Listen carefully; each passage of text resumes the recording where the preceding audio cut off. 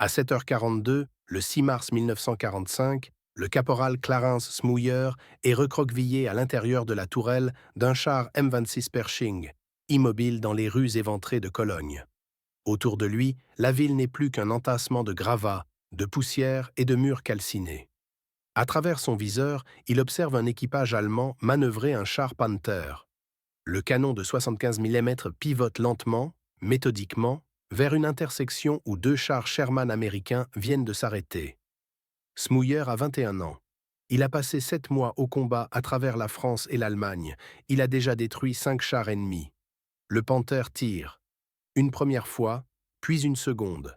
Les deux obus frappent presque exactement au même endroit, transperçant le mantelet du canon du Sherman de tête à quelques centimètres d'écart.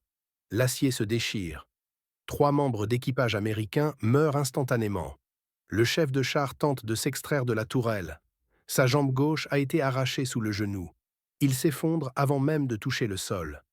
À plusieurs rues de là, Clarence Smouyer regarde la fumée noire s'échapper du compartiment de combat du Sherman. Il ne dit rien. Il ne crie pas. Il observe. Il a grandi à Pineville, en Pennsylvanie, dans une région minière où son père descendait chaque jour au fond de la terre. Clarence n'a jamais participé à une bagarre. Il n'a chassé qu'une seule fois, un lapin, et s'est senti physiquement malade après l'avoir abattu. Et pourtant, ce matin-là, il est assis derrière le viseur du char le plus puissant jamais engagé par l'armée américaine, prêt à affronter l'un des meilleurs chars allemands de la guerre. En mars 1945, l'armée américaine a déjà perdu des milliers de chars Sherman face aux canons allemands. Le Panther pèse environ 45 tonnes, soit près de 10 tonnes de plus qu'un Sherman. Le Tiger est encore plus lourd. Les canons allemands de 75 mm et surtout de 98 mm percent le blindage américain à des distances où les obus américains ricochent sans effet. 3 mois plus tôt, lors de la bataille des Ardennes, les unités blindées américaines ont été littéralement saignées à blanc. Des compagnies entières ont perdu la moitié de leurs chars en un seul engagement. Les statistiques de survie parlent d'elles-mêmes. Lorsqu'un Sherman était touché, l'équipage n'avait que quelques secondes pour s'échapper avant que les munitions n'explosent, transformant 33 tonnes d'acier en four crématoire. Le problème est connu depuis la Normandie. La solution existe. Mais elle a été retardée pendant 3 longues années. Le commandement des forces terrestres américaines, dirigé par le général Leslie McNair, a toujours soutenu que le Sherman était suffisant. Selon la doctrine officielle, les chars américains ne sont pas destinés à affronter d'autres chars. Leur rôle est de soutenir l'infanterie.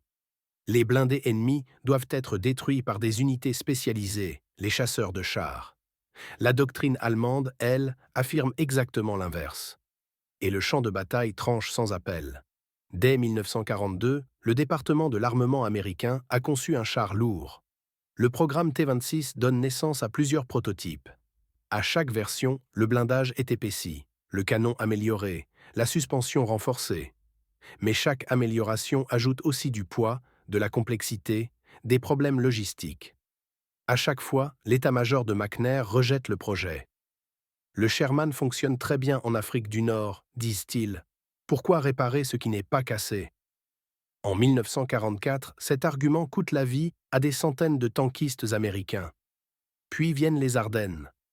En décembre 1944, près de 400 chars allemands, dont des Panthers et des Tiger II, percent les lignes américaines. Les équipages de Sherman se battent avec courage et meurent rapidement. Après ce choc, plus personne ne peut prétendre que le Sherman est suffisant.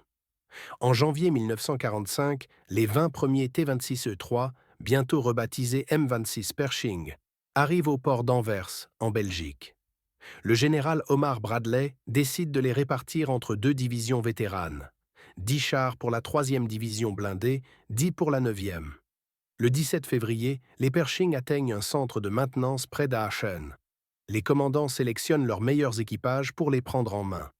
La transmission est différente de celle du Sherman, mais les commandes restent familières. Chaque équipage tire 28 obus pour se familiariser avec le canon de 90 mm. Le tir est différent. L'éclair est plus violent. Le recul est brutal. Même avec le casque intercom, le bruit fait vibrer les tympans.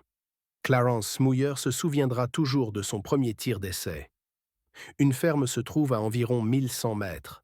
Le général Maurice Rose, commandant de la 3e division blindée, se tient à 6 mètres derrière le char avec son état-major. Rose a désigné la cible, la cheminée. Smouyer centre le réticule et appuie sur la détente. Le souffle de bouche projette Rose et tous les officiers à proximité au sol. La cheminée explose en une pluie de briques. Rose se relève, époussette son uniforme et sourit. 2 autres cheminées tombent à plus longue distance. Le Pershing est déclaré apte au combat. Les premiers Pershing entrent en action le 25 février 1945, près de la Roer. L'un d'eux est détruit dès le lendemain par un Tiger embusqué, mais les autres démontrent immédiatement leur supériorité. Là où les Sherman étaient impuissants, les nouveaux chars américains détruisent des blindés allemands à des distances jusque-là inaccessibles. Début mars, la 3e division blindée progresse vers le Rhin. Cologne se dresse sur la rive ouest du fleuve. Ancienne métropole industrielle, 4e plus grande ville d'Allemagne avant-guerre, elle n'est plus qu'un champ de ruines. 262 bombardements alliés ont réduit la majorité des quartiers en tas de pierres et d'acier tordu. Seules les 2 flèches de la cathédrale de Cologne tiennent encore debout, surgissant au-dessus de la destruction comme des pierres tombales géantes. Le 6 mars au matin, l'équipage de Clarence Smouyer reçoit ses ordres. Ils vont ouvrir la route vers le centre-ville. Leur Pershing, l'un des seuls 20 présents en Europe, sera le premier à franchir chaque carrefour, le premier à attirer le feu, le premier à encaisser. Le général Maurice Rose les a personnellement choisis. Officiellement, c'est un honneur. En réalité, c'est une mission à haut risque. Avant le départ, Smouyer touche le petit Bible qu'il garde dans la poche de sa vareuse. Devant eux, les rues se resserrent, plongées dans l'ombre. À 8h00, le Pershing s'ébranle. Le sergent-chef Robert Early commande depuis la tourelle. Le caporal John de Riggy charge les obus de 90 diatrams.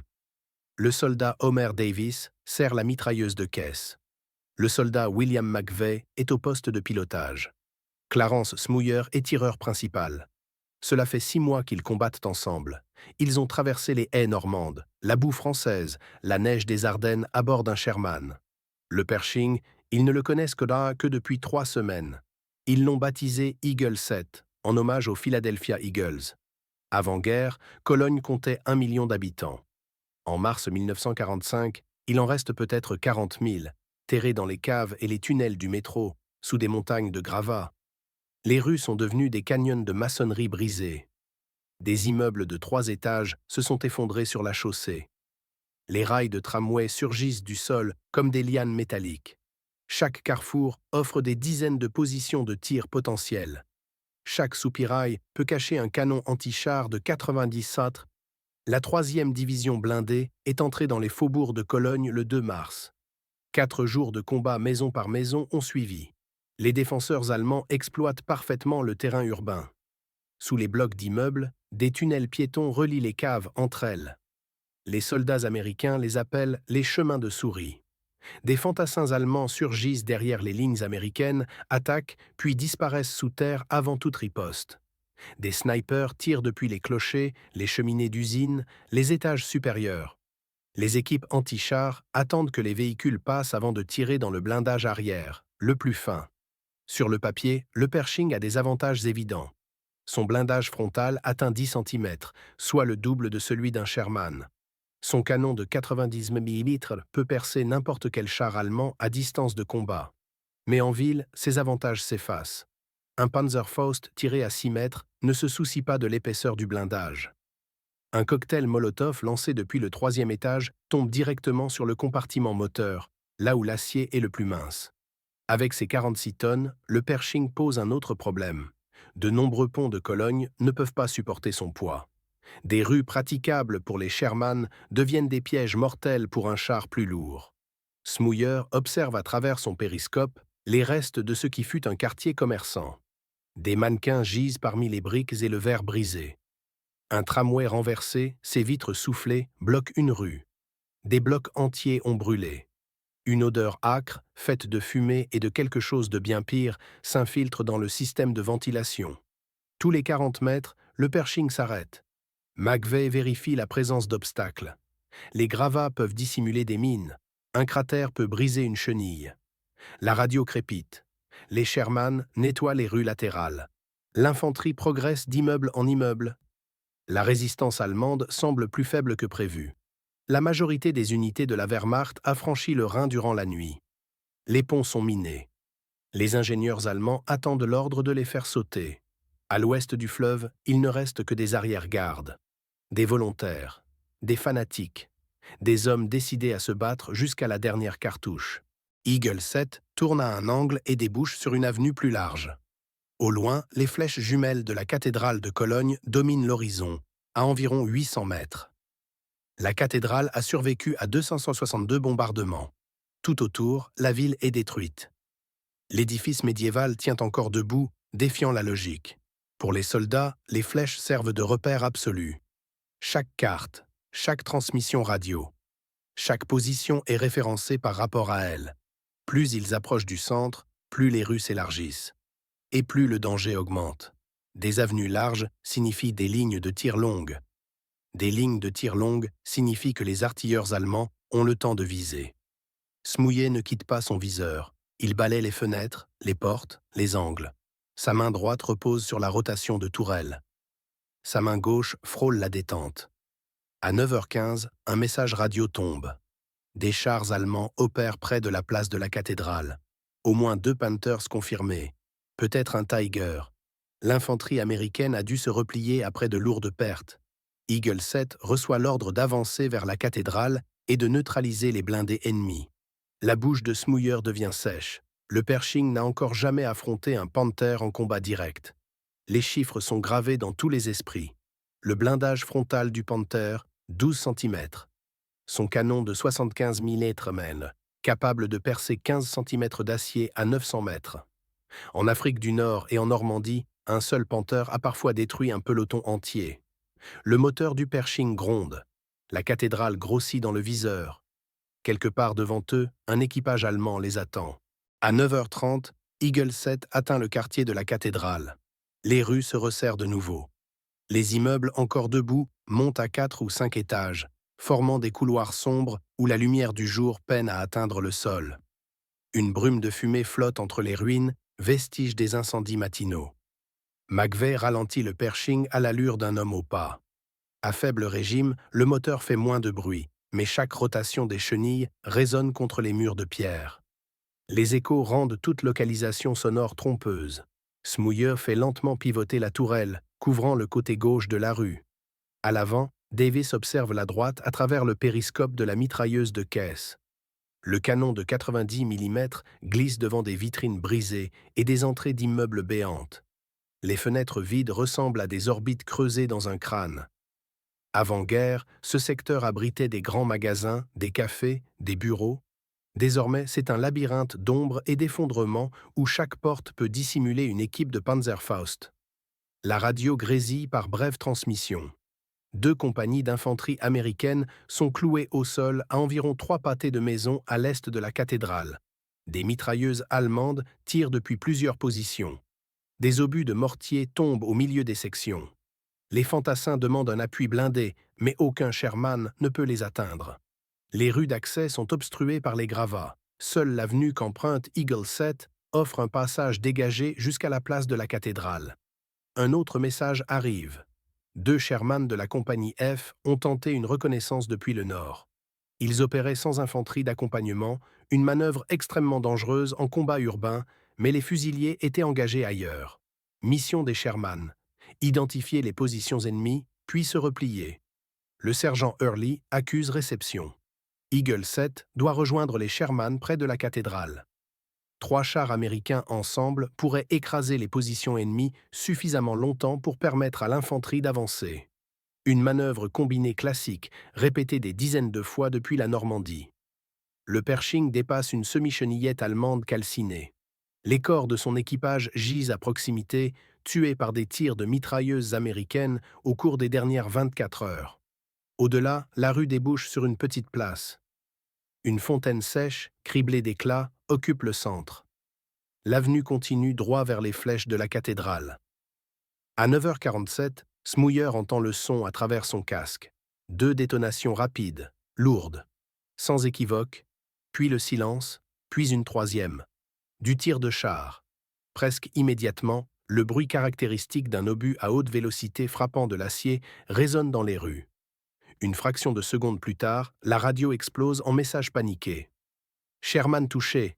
Équipage en train d'évacuer. Deuxième Sherman sous le feu. Char allemand confirmé à proximité immédiate de la cathédrale. Les communications s'entrecroisent. Un Panther opère dans le secteur. Les unités sont averties.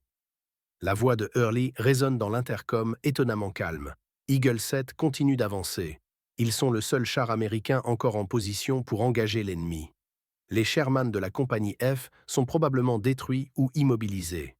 Tant qu'un char allemand contrôle la place, l'infanterie ne peut pas progresser. La mission ne change pas. Éliminer le blindé ennemi. McVeigh passe un rapport de vitesse. Le Pershing accélère légèrement. En terrain ouvert, ce serait lent. En ville, c'est déjà rapide. La vitesse signifie plus de bruit, mais aussi moins de temps exposé dans chaque position. Le combat urbain est toujours un calcul de risque.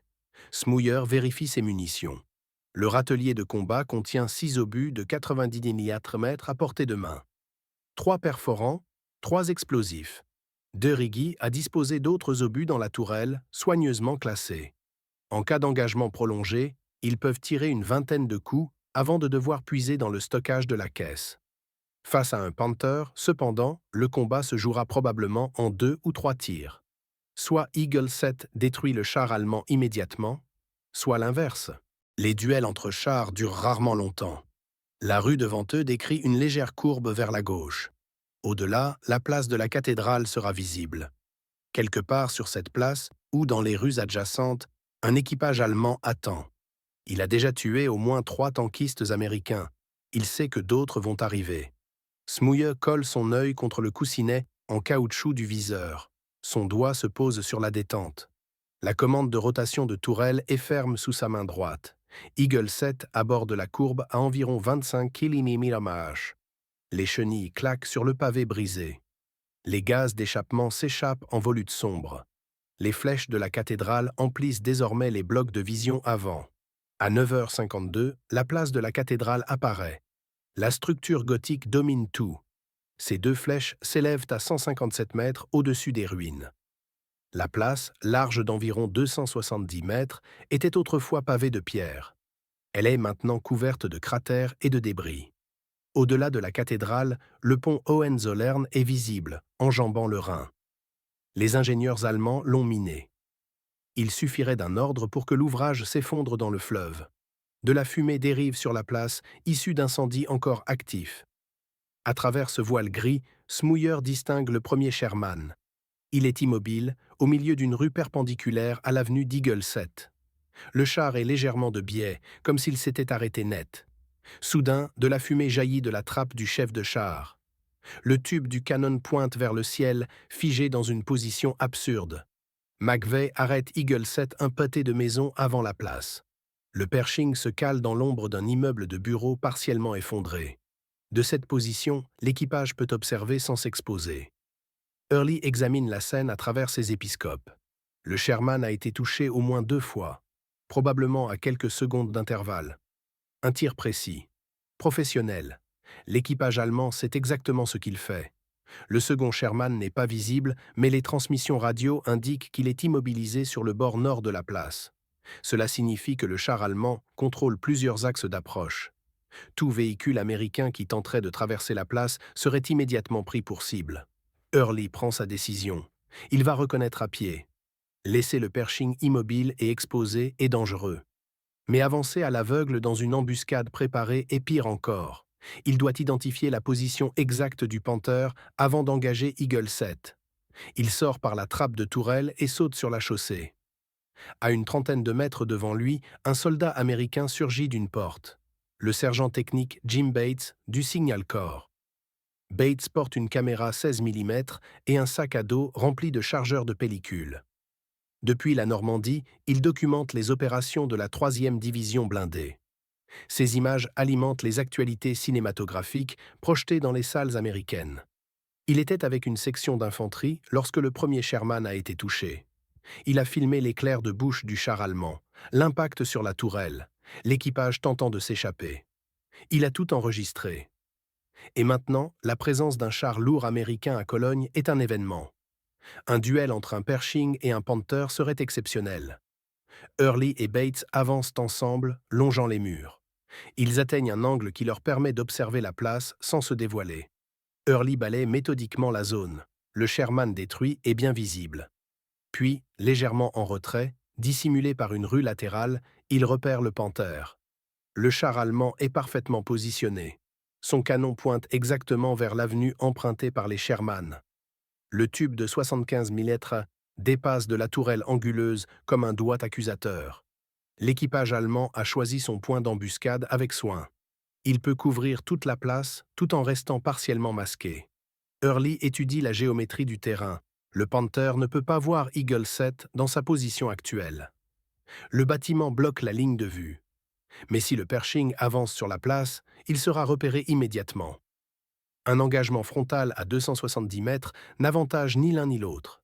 Les deux chars peuvent y se percer à cette distance. Mais il existe une autre option. Une rue secondaire longe l'avenue d'Eagle 7, parallèle à la place de la cathédrale. Si le Pershing parvient à contourner l'îlot, il pourra déboucher sur la place par l'ouest. Or, le canon du Panther est orienté plein nord. Pour engager une menace venant de l'ouest, la tourelle allemande devra pivoter. La rotation d'une tourelle prend du temps. Pas beaucoup. 3, peut-être 4 secondes. Mais 4 secondes, dans un duel de chars, c'est une éternité. Assez pour un tir. Hurley retourne vers Eagle 7 et expose le plan à l'équipage par l'intercom. Ils vont s'engager dans la rue parallèle, avancer jusqu'à l'intersection la plus proche de la cathédrale, puis tourner brusquement à gauche pour entrer sur la place. À ce moment-là, le Panther se trouvera à droite du Pershing, presque à 90 degrés de l'axe du canon. Smouyer aura un tir dégagé sur le blindage latéral, la zone la plus vulnérable du char allemand. McVeigh acquiesce. De Riggy charge immédiatement un obus perforant. Davis arme la mitrailleuse de caisse. Smouyer fait pivoter la tourelle vers la droite, anticipant l'angle de tir. Le moteur du Pershing monte en régime. Pendant ce temps, Jim Bates se positionne au deuxième étage d'un immeuble dominant la place de la cathédrale. Sa caméra est prête. S'il se passe quelque chose, il le filmera. À 9h58, Eagle 7 s'engage dans la rue latérale. Elle est plus étroite que l'avenue principale, à peine assez large pour laisser passer les 46 tonnes du char. Des gravats jonchent la chaussée. McVeigh évite un cratère, maintenant une vitesse constante. Trop lent, et ils deviennent une cible facile. Trop rapide, et Smouyer ne pourra pas viser. L'intersection apparaît dans les épiscopes du pilote. Au-delà, la place de la cathédrale s'ouvre sur la droite. Smouyer garde l'œil collé au viseur. Son doigt est sur la détente. La tourelle est déjà orientée à 90 degrés vers la droite. Quand ils franchiront le coin de la rue, le Panther devrait être exactement dans son champ de vision. Devrait. La guerre ne respecte jamais les plans. 50 mètres, 40 mètres, 30 mètres. Le bruit du moteur va alerter l'équipage allemand. Ils entendront le Pershing avant de le voir. Mais dans ces rues étroites, saturées d'écho, déterminer la direction exacte prendra du temps. 20 mètres. Le nez du Pershing débouche dans l'intersection. McVeigh aperçoit immédiatement le Panther. Il est exactement là où Hurley l'avait repéré, à environ 100 mètres. Mais quelque chose ne va pas. La tourelle allemande est en mouvement. Le long canon de 75 mm pivote déjà vers eux. L'équipage allemand a réagi plus vite que prévu. McVeigh prend une décision instinctive. Il ne s'arrête pas. Un char à l'arrêt est un char mort. À la place, il enfonce l'accélérateur. Le Pershing surgit complètement dans l'intersection, traversant l'axe de tir du Panther. Smouyer voit le char allemand apparaître dans son viseur. La silhouette anguleuse, le tube noir du canon qui se tourne vers lui. Il a l'impression de regarder directement dans la bouche d'un canon capable de percer son blindage à cette distance. L'entraînement prend le relais. Les chars américains tirent rarement en mouvement. Le canon n'est pas stabilisé. La précision chute brutalement. Mais s'arrêter ici signifie mourir. Smouyer compense le déplacement, anticipe légèrement la cible et appuie sur la détente. Il est 9h59, main et 12 secondes. Le canon de 90 tonnes. L'obus perforant parcourt les 100 mètres en une fraction de seconde et frappe la tourelle du Panther juste sous le mantelet. Même à travers l'éclair et la fumée, l'impact est visible. Une gerbe d'étincelles jaillit. À l'intérieur du char allemand, des éclats de métal se détachent du blindage et ricochent dans le compartiment de combat comme des projectiles. Dans le Panther, l'Oberleutnant Wilhelm Bartlebort tente de comprendre ce qu'il voit. Le char qui surgit dans l'intersection est trop bas, trop anguleux pour être un Sherman. Il ressemble presque à un blindé allemand. L'hésitation dure une demi-seconde. Puis l'obus frappe. McVeigh immobilise le Pershing au milieu de l'intersection. Totalement exposé. Aucun couvert. Mais à l'arrêt, Smouyer peut viser précisément. De Righy n'a pas attendu. La culasse est ouverte. Il enfonce un second obus perforant et verrouille. Smouyer n'a pas quitté le viseur. Le premier tir a touché haut. Bon impact, mais pas fatal. Le Panther est encore opérationnel. Il ajuste son point de visée, plus bas, visant le flanc juste sous la couronne de tourelle. Le blindage latéral du Panther mesure 40 mm, contre 80 à l'avant. À cette distance, le 90 mm le traverse sans difficulté. Il tire une seconde fois à 9h59, mine et 17 secondes. L'obus perce le flanc droit, traverse le compartiment de combat et ressort de l'autre côté, laissant deux trous béants, larges comme des assiettes. À l'intérieur du Panther, tout s'effondre. Les circuits hydrauliques éclatent. Les munitions s'enflamment. Bartlebort ouvre sa trappe et saute du char, roulant sur le pavé derrière le blindé, à l'opposé du Pershing. 3 autres membres d'équipage tentent de s'extraire alors que la fumée envahit le compartiment moteur. L'un d'eux n'y parvient pas. Smouyer tire une troisième fois à 9h59 mains et 23 secondes. L'obus frappe bas sur la tourelle, à la jonction avec la caisse. Des flammes jaillissent instantanément, alimentées par le carburant et les fluides hydrauliques. En quelques secondes, le Panther est entièrement en feu. À la fenêtre du deuxième étage, Jim Bates ne coupe pas sa caméra. Il a tout filmé, du début à la fin. 45 secondes. 45 secondes entre l'apparition du Pershing et le Panther en flammes. La pellicule montre tout, l'entrée du char américain dans l'intersection, la rotation du canon allemand, les éclairs de bouche, les impacts, l'équipage allemand fuyant le brasier. Smouyer s'écarte enfin du viseur. Ses mains tremblent. Le Panther est détruit. Eagle 7 est intact. Tout l'équipage est vivant. Le Pershing a prouvé sa valeur. Le Panther brûle pendant encore 3 heures. À l'intérieur, les munitions continuent d'exploser par intermittence, projetant des étincelles et des fragments d'acier dans l'air. À midi, il ne reste plus rien d'inflammable. La tourelle est figée dans un angle absurde, déformée par la chaleur, noircie, morte. Autour de la place de la cathédrale, les corps de soldats allemands jonchent le sol. L'infanterie qui soutenait le Panther se replie précipitamment vers le Rhin dès la destruction de son blindé d'appui. Sans char, la position est intenable. Les premières unités américaines pénètrent dans le secteur en début d'après-midi.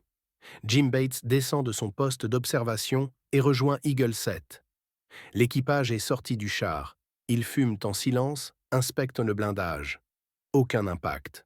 Le Panther n'a jamais tiré. L'hésitation de son commandant a coûté à son équipage ses secondes décisives. Bates filme les hommes devant leur char. Clarence Smouyer reste en retrait, mal à l'aise.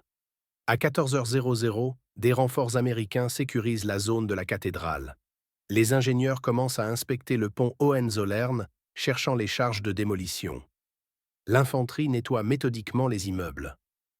La résistance est désormais faible. Le fracas du duel de chars a signalé à tous les défenseurs allemands que la bataille pour le centre-ville est perdue. Mais Cologne n'est pas encore totalement conquise. Des unités allemandes tiennent encore des secteurs à l'est de la cathédrale. Des poches isolées doivent être réduites une à une. Eagle 7 reçoit l'ordre de poursuivre l'avance. L'équipage remonte à bord. McVeigh démarre le moteur. Le Pershing s'enfonce plus profondément dans la ville dévastée. À 14h32, Eagle 7 s'engage dans une rue étroite, à quelques pâtés de maisons de la cathédrale. Les immeubles forment un couloir à peine plus large que le char. La rue débouche sur une petite intersection, puis se prolonge vers la rive du Rhin. Soudain, une voiture noire surgit d'une rue latérale et traverse l'intersection à grande vitesse, zigzagant entre les débris. Pour Smouyer, cela ressemble à une voiture d'état-major. Les officiers allemands utilisent souvent ce type de véhicule pour se déplacer entre les postes de commandement. En combat urbain, tout véhicule non identifié représente une menace potentielle. Les civils ont été évacués depuis des semaines. Ceux qui restent sont considérés comme combattants ou collaborateurs. Smouyer ouvre le feu avec la mitrailleuse coaxiale, les traçantes Strinnler. Plusieurs balles frappent la carrosserie, les vitres éclatent. Mais la voiture continue, disparaissant dans une autre rue. Au même instant, sur la gauche de Smouyer, une mitrailleuse allemande ouvre le feu sur la même voiture. Un Panzer IV est dissimulé derrière un immeuble partiellement effondré, invisible depuis Eagle 7. Son équipage a lui aussi repéré le véhicule et engagé. Les tirs combinés déchirent la voiture. Elle s'arrête brutalement. Le conducteur s'affaisse sur le volant. Une portière passager s'ouvre, une silhouette tombe sur la chaussée et ne bouge plus. Smouyer aperçoit l'éclair de bouche du char allemand. Un Panzer IV. Un modèle plus ancien, moins dangereux qu'un Panther, mais encore capable de détruire un Sherman. Face à un Pershing, l'avantage est américain. Mais la position allemande est excellente. Le Panzer IV est à couvert. Eagle 7 est exposé dans la rue. Le char allemand recule, disparaissant derrière les ruines de l'immeuble. Smouyer n'aperçoit qu'un fragment de blindage, insuffisant pour garantir un tir destructeur. McVeigh tente de manœuvrer, mais la rue est trop étroite. L'immeuble qui dissimule le Panzer IV est une construction résidentielle de 4 étages. La façade s'est effondrée, mais l'arrière tient encore. À travers la brèche, on distingue des murs intérieurs. Le char allemand est quelque part derrière, se repositionnant. Smouyer prend une décision. Il ne voit pas le char, mais il voit le bâtiment. Il fait pivoter la tourelle. Le canon de 90 mm pointe vers la base du mur porteur encore debout. L'obus explosif dans la culasse est conçu pour détruire des fortifications.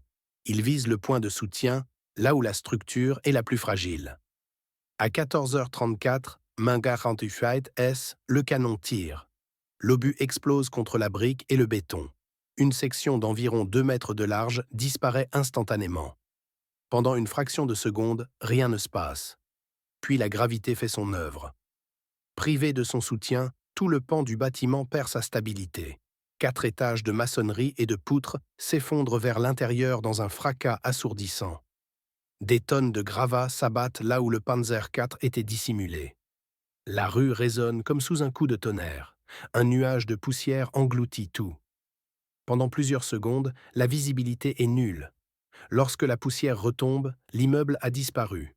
À sa place, une montagne de pierres, de poutres tordues et de métal.